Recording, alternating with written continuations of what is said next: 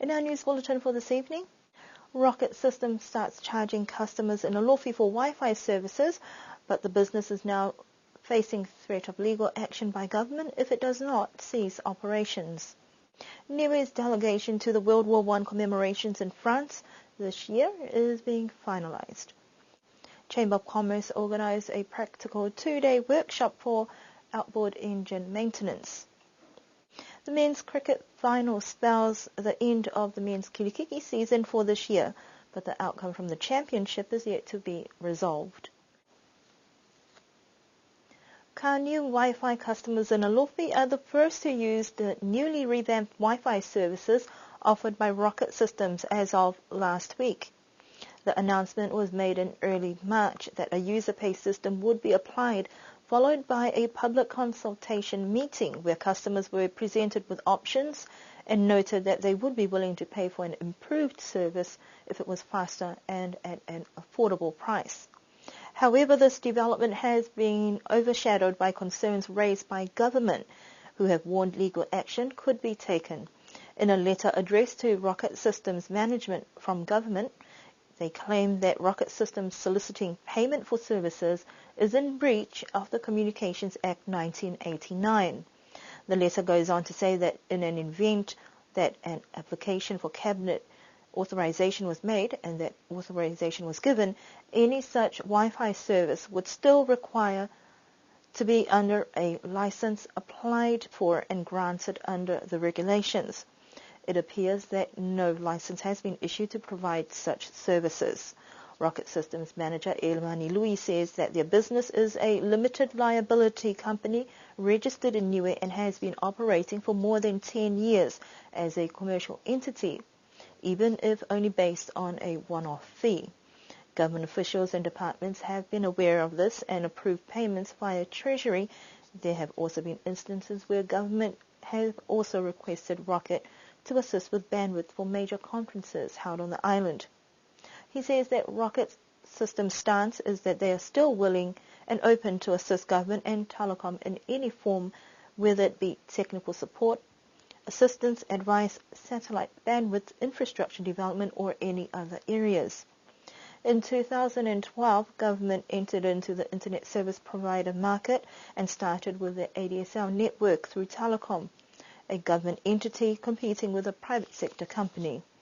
Recent changes this year, shifting telecom operations from a department to a state-owned enterprise, now allows both entities to compete in the business market. From Rocket Systems' perspective, government should not favor telecom because it owns it by threatening to forcefully close down a private sector company. Mr. Louis says that their role has always been to provide affordable internet to the people of Niue and will continue. However, he says if you remove Rocket, then that allows telecom to monopolize and dictate prices. From a political standpoint, Rocket believe they are at a disadvantage and there should be a separation between government and private sector, and have humbly asked that telecom be allowed to be a company and compete in a market that is fair for all.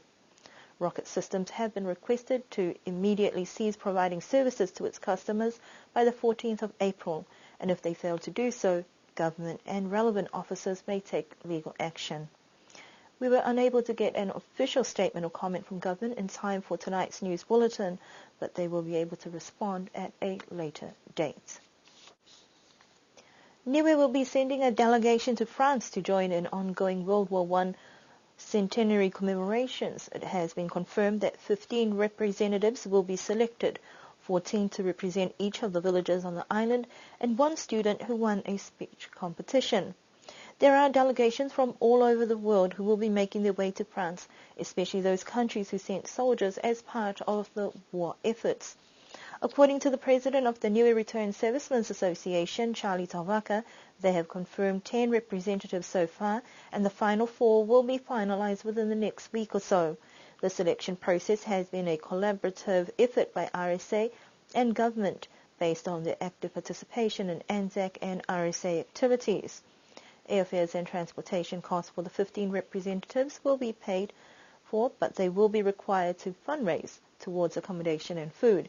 Niue's delegation will depart on the 6th of September to the 23rd of September, And more details about this particular trip will be released when plans have been finalised.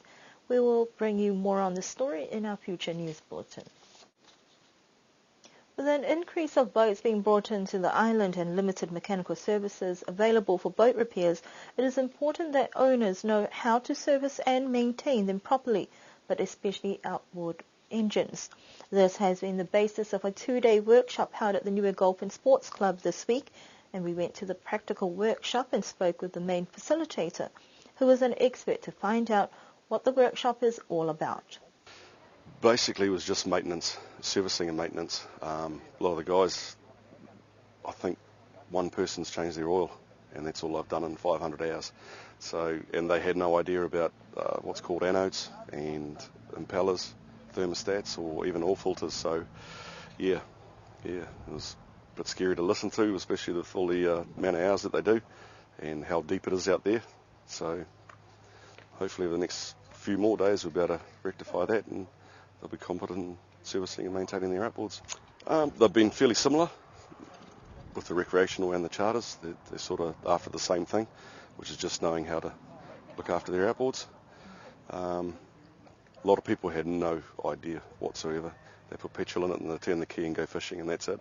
So they've learnt now about salt and what it can do to their outboards, and lack of maintenance, what they can also do. So yeah, so above throughout the range between recreational and charter, they're sort of pretty much the same, after the same things. Flushing is one of the main things, flushing with fresh water, especially in the salt atmosphere. If they don't flush them, the salt will just build up inside the outboards and it'll just kill them. They'll just rot from the inside out. They'll overheat and they'll seize. So flushing is one of the main things, and especially the four strokes, oil is another main thing to look for. So those are the two main. Danny Thorne is an outboard engine expert that Chamber brought in to help build capacity within the boat and charter sector to do their own repairs and maintenance. More than 20 boat owners attended the workshop, and we managed to talk to one of them about what they've gained from this workshop.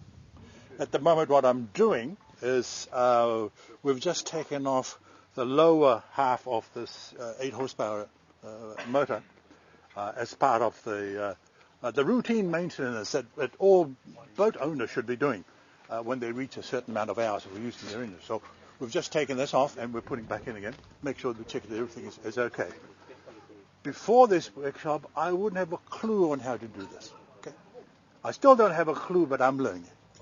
This specialized workshop will hopefully ensure better maintenance capabilities and increase safety for boat owners. Mr. Thorne will be on island up until Tuesday next week, and for the remainder of his time, he will be helping to service boat engines before he leaves. The men's cricket season has finally come to an end, but not without a little bit of controversy. On Saturday, there were 2 matches, the championship final between Awasele and Niku, as well as a match for third placing between Alofi and Tuapa.